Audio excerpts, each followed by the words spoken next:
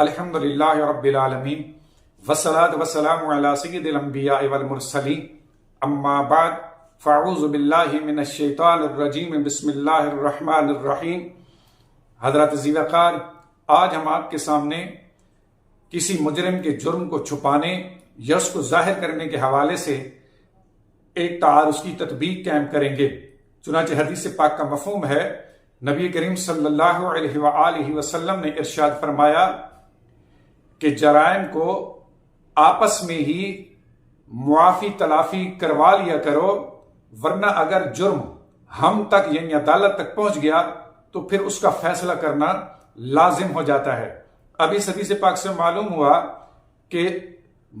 اگر کوئی مجرم جرم کرتا ہے تو اس کے معاملے کو خفیہ طریقے سے آپس میں ہی رفع دفع کر لیا کرو، یہ بہتر ہے بنسبت اس کے کہ وہ مسئلہ عدالت تک پہنچے۔ جبکہ اس کے برعکس دوسری حدیث پاک میں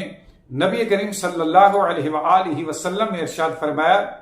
کہ کسی جرم کے اوپر حد لگوانا یہ 40 دن کی بارش سے بہتر ہے۔ اب اس حدیث پاک سے معلوم ہوا کہ مجرم کے جرم پر اس کو پکڑوانا اور اس کو سزا دلوانا یہ اس کے گناہ کو چھپانے سے یا اس کے جرم کو چھپانے سے یہ بہتر ہے۔ اس حدیث پاک سے معلوم ہوا کہ مجرم کے جرم کو ظاہر کیا جائے تاکہ اس کو سزا ملے، یہ بہتر ہے۔ لیکن اس سے پہلی حدیث میں حضور نے فرمایا کہ معاملے کو وہیں پر خفیہ طریقے سے آپس میں حل کر لیا کرو، بجائے اس کے کہ وہ معاملہ عدالت میں پہنچے۔ دونوں حدیثوں کے درمیان بظاہر تعارض معلوم ہوتا ہے۔ اب اس تعارض کے درمیان تطبیق اس طرح قائم ہوگی کہ یاد رکھیں، اگر جرم کو چھپانا یہ اس سے فساد پیدا نہ ہوتا ہو یا فتنہ پیدا نہ ہوتا ہو تو پھر بہتر ہے کہ مجرم کے جرم کو چھپایا جائے، خفیہ رکھا جائے اور اس کے معاملے کو عدالت میں پہنچنے سے پہلے ہی رفع دفع کروا دیا جائے۔ لیکن اگر مجرم کا جرم اس نوعیت کا ہے کہ معاشرے کے اندر فتنہ اور فساد پیدا ہوگا یا جرائم میں اضافے کا سبب ہوگا